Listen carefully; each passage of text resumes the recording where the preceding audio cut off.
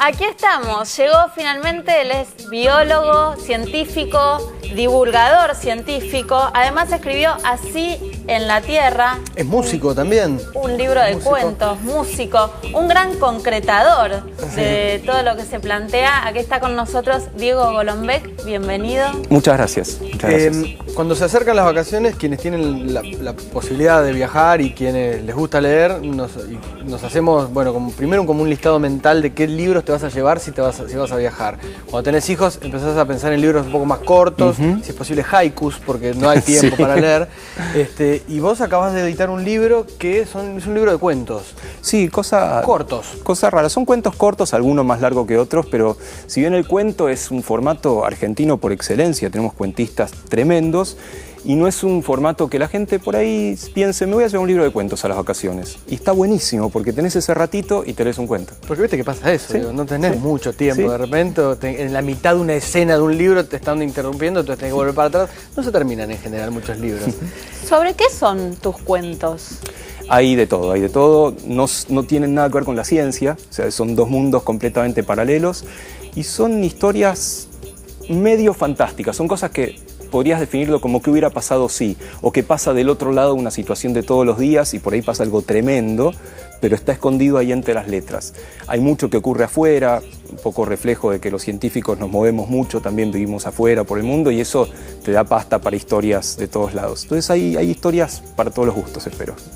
Bueno, y recién decías eso de qué hubiera pasado. Eso en la ficción se puede responder. En la realidad es imposible responder el que hubiera sucedido, digamos. Y hay historiadores que les gusta eso, hacer historia contrafactual. ¿Qué hubiera pasado si? Igual yo pienso que la ciencia y la ficción deben tener algo que ver, ¿no? Porque la ciencia para mí es como ciencia ficción en un punto. No, la ciencia no es ficción en el mejor de los casos. Hay gente que por ahí hace algunas cosas más de ficción. Pero tiene mucho que ver porque vos ensayás, practicás, haces experimentos, corregís, haces una cosa rutinaria y después llegas a algo que más o menos te llena o tratás de que te llene. Tiene mucho que ver el pensar un experimento y el pensar un cuento, una trama, un personaje. Bueno, hay algo en donde yo encuentro un paralelismo, espero que eso que lo tome el mejor sentido de lo que digo. Yo habiendo leído cosas tuyas, escuchándote hablar, habiendo visto algo en televisión de ciertas cosas que vos has hecho, vos has acercado la ciencia, así como Adrián Paenza ha acercado la matemática a algo que sea fácil de comprender. Algo que podría parecerse en principio muy difícil, encontrás el modo de explicarlo de una manera cercana, familiar, digamos. Primero lo tomo maravillosamente bien y como un tremendo elogio lo que me decís. Adrián es un maestro para nosotros. Suelo decir que somos los Salieris de Paenza, porque él nos abrió un camino a los que queremos contar la ciencia, queremos contar de qué se trata pensar científicamente. Adrián es único, irrepetible, la forma que él tiene de contar un teorema, un problema matemático, creo que nadie en el mundo lo hace como él. Yo laburé varios años con Adrián en su programa de este canal, de Canal 7, en Científicos en Industria Argentina, y fue un aprendizaje increíble estar al lado de un tipo que nada, te abre una puerta a contar, y la verdad que tratamos de seguirlo un poco. La cosa no es entender los detalles de la ciencia, sino romper un poco ese mito de que la ciencia es para pocos, es para solamente tipos que andan con guardapolvo todo el día, roñosos, con un pizarrón en el bolsillo. Si te ocurre alguna fórmula, la tenés que anotar al toque. Hay investigación científica profesional, pero eso no es la ciencia. La ciencia pasa cuando te haces preguntas de qué pasa en la cocina, qué pasa en el baño, qué pasa cuando dormís, qué pasa en el bondi. Hay ciencia escondida. Y está buenísimo que puedas hacerte esas preguntas y animarte a decir disparates, porque la ciencia empieza muchas veces con disparates. Muy bueno. Desde que anunciamos que ibas a estar, empezaron a llegar un montón de correos, de gente, de mensajes, de gente a nuestro Facebook, haciendo tal vez una pregunta muy simple, pero que para nosotros que no somos científicos es una pregunta tal vez irrespondible, imposible. Entonces nos gustaría que Diego Zucalesca, que está ahí cerca de esas preguntas, nos leyera algo, hacer la consigna, que la gente siga escribiendo y después te hacemos algunas de estas preguntas y algunas que nosotros también tenemos. Dale nomás. Así que Diego, ¿mandás la consigna, puede ser? Así es, Nico. Bueno, la idea es que ustedes pregunten acerca de estos misterios de la vida, estas cosas a veces tan sencillas, tan simples, esto que decía Diego recién, en la cocina, el agua, el aceite, ¿por qué no se juntan? Bueno, lo que quieras. Facebook.com/Vivo en Argentina, vos ya sabes. Me quedé pensando antes en algo esto del Viagra y el jet lag. ¿Cómo se unen, Diego? Sí, aparentemente no tienen nada que ver uno con el otro y es un experimento que nosotros hicimos hace unos años que se hizo muy famoso, hasta salimos en Playboy. Usar para un científico es importante, digamos. Nosotros trabajamos con un pedacito... No. Trabajamos con un pedacito de cerebro que mide el tiempo y le dice al cuerpo qué hora es. Es el reloj biológico, el que dice a qué hora tenés que despertarte, a qué hora tenés sueño, a qué hora estás de mejor humor, a qué hora te conviene jugar un partido de fútbol o hacer un examen. Y todos saben que ese reloj, cuando viajas hacia el este o hacia el oeste, de pronto se desfasa, se desincroniza. Para el mundo es una hora, para tu cerebro es otra y tardás unos cuantos días en acelerarte, en volver a estar sincronizado con el mundo. Una pregunta de mi laboratorio es cómo mejorar esa sincronización, cómo hacer para llegar a Europa, a Australia, a la isla de Pascua, si va para el otro lado, y en menos tiempo estar adaptado. El que le dice al reloj que hay que adaptarse es la luz. Y nosotros estudiamos qué le dice la luz al reloj en términos de biología, en términos moleculares, de experimentos. Y encontramos que para que la luz le diga al reloj adaptate al nuevo uso horario, tiene que haber ciertos caminos bioquímicos. Resulta que hay una droga que se llama sildenafil, que afecta esos caminos bioquímicos. Sildenafil por ahí no dice mucho, resulta que sildenafil es la base del Viagra. Estábamos a la noche en el laboratorio, ¿sí? Vaso en mano, literalmente, decíamos, che, ¿y si le damos Viagra a los hámsters? No, le vas a dar Viagra a los hámsters porque trabajamos con hámsters, debo decir. Pero bueno, ¿por qué no? ¿Por qué le querían dar Viagra a los hámsters? Porque el Viagra aumenta ciertas moléculas que están en el camino entre la luz y el reloj. Y si la luz es el que le dice al reloj, ponete en hora, la hipótesis era, el Viagra va a ayudar a que te pongas en hora más rápido. Igual decís Viagra y lo primero que yo pienso es, está bien, el cuerpo se te va a adecuar más rápidamente, el jet lag no lo tenés, pero también vas a tener otras reacciones en tu cuerpo que no sé si recomendamos. Eso es tu cerebro que está pensando en esas cosas, no es un pensamiento científico, sí, por supuesto que sí. Por eso hay que adaptar mucho dosis, hay que ver cómo darlo, vía administración y lo que fuera. Por ahora lo hicimos en bichos, no en humanos. No. Hay que hacerlo en humanos también, pero funcionó muy bien. O sea, le dimos el compuesto sildenafil, a los bichos de laboratorio, simulamos un vuelo a Europa, como si los hámsters estuvieran llegando a París. Lo hace fácil, le apagás la luz 6 horas más tarde, básicamente.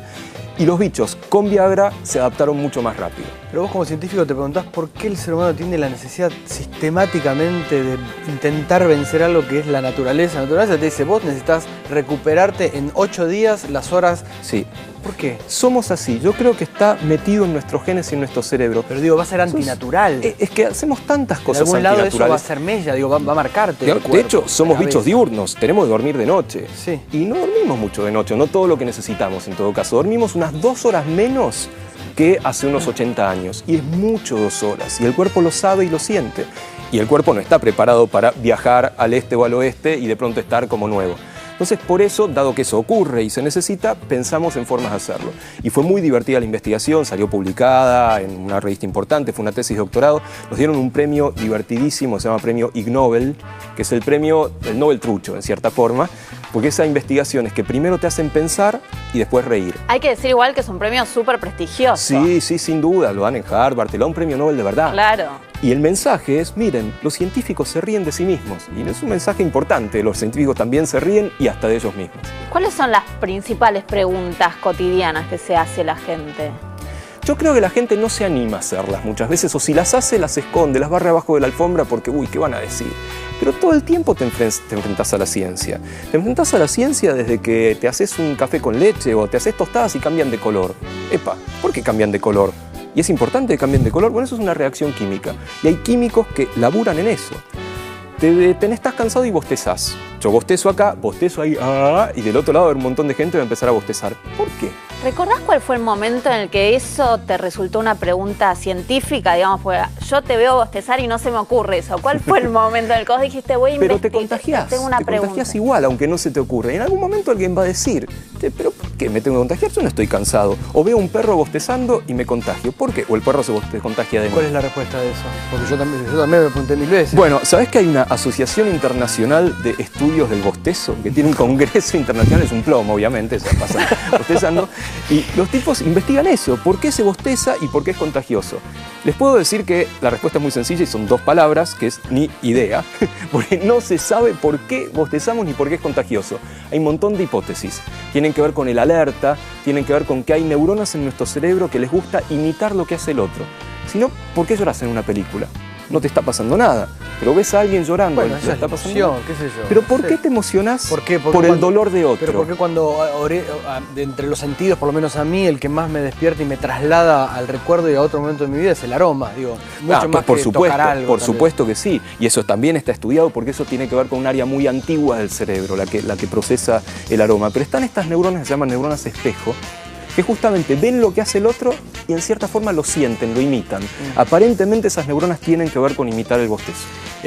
Yo creo que una de las materias que tenemos que trabajar los que somos padres es dar respuestas a todo. O sea, ser padres es dar respuestas. Sí. De cosas que tal vez no tenés ni la menor idea y que tal vez no tenés ni siquiera un libro al lado para dar una respuesta, pero hay que dar una respuesta. Sí, totalmente. El científico se pregunta todo el tiempo y vos tenés hijos. Sí, Tus hijos te hacen preguntas que te despiertan a todo vos el salir a tiempo buscar. y son maravillosas. Y ojo, una de las respuestas más maravillosas que puede dar un científico es no sé. Pero no, no sé y cerrás la puerta. No sé, vamos a buscar, averiguémoslo juntos. averigüemos, hagamos un experimento, Claro. preguntémosle a alguien que sepa. Y es maravilloso, ese camino, si se lo enseñás a tus hijos, es de ida. Claro, busquémoslo. Bueno, yo creo que cuando pensaba que en algún momento de la vida tal vez me iba a encontrar con eso, con tener hijos, decir, pero no tengo respuestas. Bueno, Es buenísimo. maravilloso momento para saber todo eso que te preguntan y que hasta ahora Absolutamente.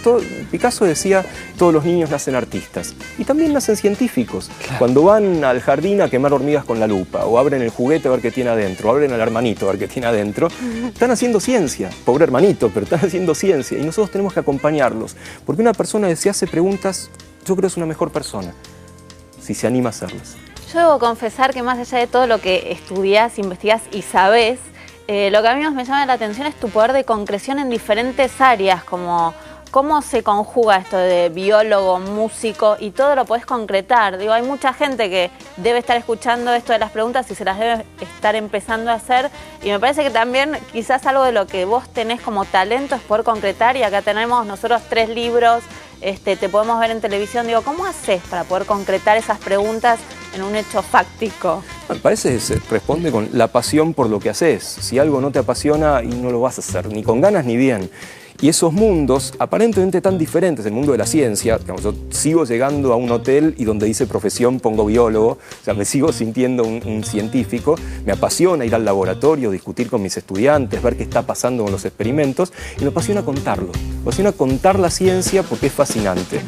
Y por ahora, mientras mantenga esa pasión, le voy a encontrar tiempo a todo. Y por supuesto me apasiona mi familia y mis hijos, así que ahí más vale. Pero hablabas de encontrarle tiempo a todo, pero la música, o sea, hiciste conservatorio, tocaste mucho tiempo, Sí. tocaste en grupos, pero ahora lo tenés medio como alejado. Y está un poquito alejado por tiempo. Si bien me apasiona, ahora soy más oyente y tocador y cantador con hijos, así que te puedo hacer todo el repertorio infantil que tengas ganas. Lo mismo la música o el teatro, que en algún momento también me apasionó y me dediqué de forma amateur, pero también lo puedo usar, y esto de contar la ciencia me permite meter todo en la misma bolsa. Un poco de música, un poco de teatro, de literatura, para contar. Porque contar es lo más lindo que podemos hacer y el contenido de ciencia es apasionante. Si no te apasiona, está mal contado. Tengo acá otro de tus libros que es Sexo, Drogas y Biología. Y una de las cosas que contás o de las que hablas es sobre dónde está el amor. ¿En el cuerpo? ¿En la cabeza? ¿En dónde? Que es algo que muchos nos preguntamos. Qué buena pregunta. ¿En el corazón? A ver, el corazón fue durante muchos siglos pensado como el órgano de pensamiento.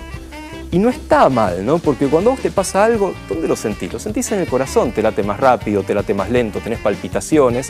Digamos, los griegos barbudos que pensaron todo, pensaban eso, el corazón es el órgano del pensamiento y el cerebro, esto que tenemos acá, no es más que un órgano que sirve para refrigerar la sangre, es una especie de aire acondicionado del cuerpo. Obviamente, cuando se vio que cuando se averiaba el aire acondicionado pasaban cosas graves, la gente empezó a decir, no, no es solamente eso, deben pasar más cosas. Lo que somos está en el cerebro. Nuestras memorias, nuestras acciones, nuestras emociones tienen que ver con el cerebro. Por supuesto están en todo el resto del cuerpo.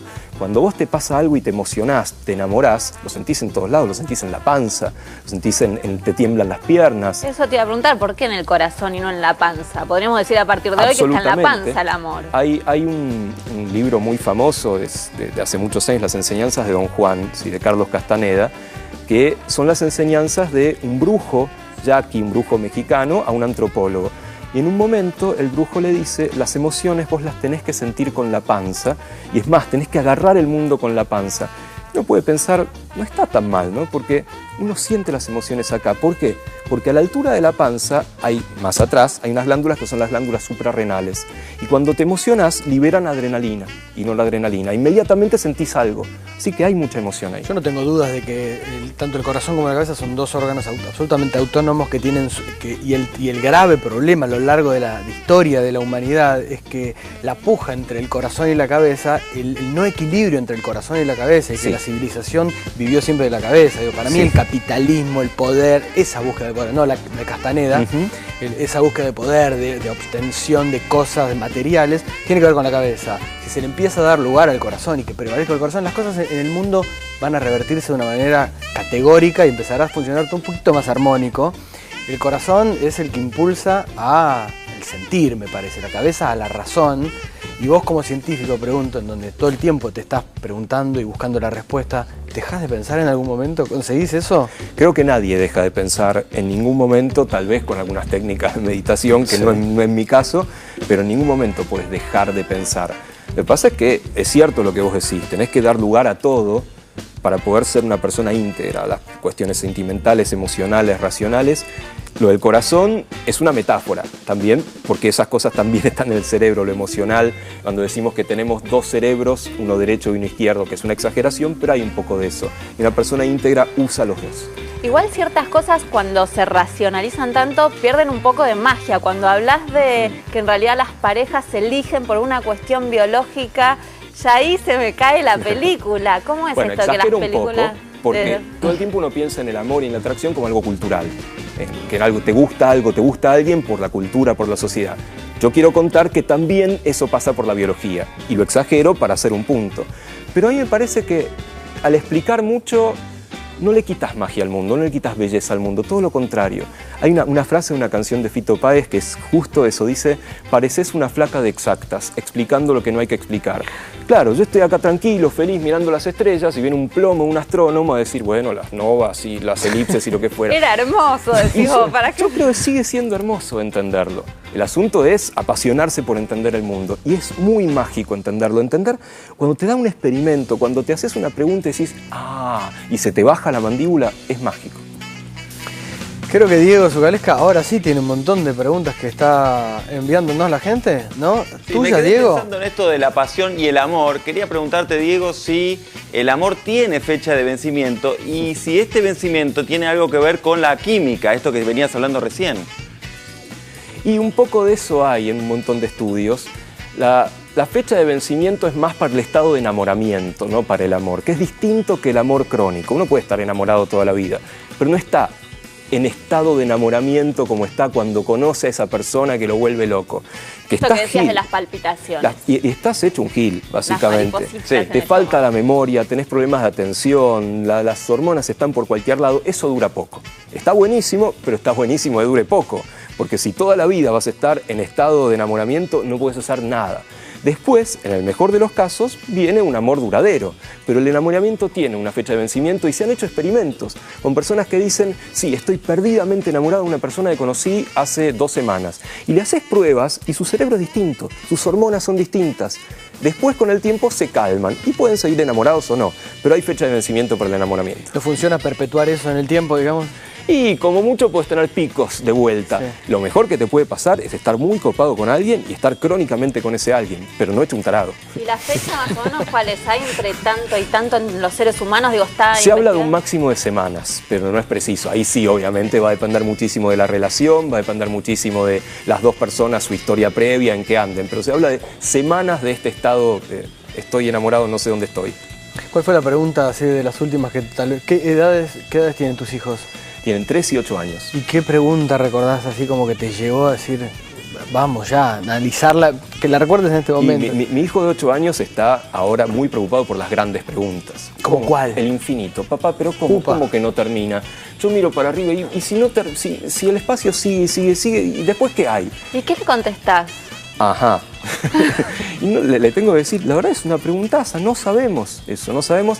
Hay un símil que está buenísimo, que es pensar en un círculo, que es un símil que creo que decía Einstein mismo. el universo es ilimitado pero no infinito. ¿Qué quiere decir eso? Un círculo, vos lo caminás, no termina nunca, es ilimitado, pero no es infinito, mide esto. Y él decía, y pensemos un poco el espacio así, no lo podemos medir, pero bueno, en algún lado tendrá algún límite que diga hasta acá llega el universo, después hay algo más allá. Y me mata con esas preguntas, con preguntas sobre el infinito, sobre Dios, sobre la muerte. ¿Y sobre Dios qué le respondes? Bueno, lo que pasa es que mi hijo mayor es un ateo militante, debo decir, que está convencido de que no existe nada más allá de la vida terrena y lo que fuera, con lo cual mucho que decir ahí no tengo. Pero sí es importante que esa pregunta me sirva para entender un poco la pluralidad de pensamientos y gente que hay acá.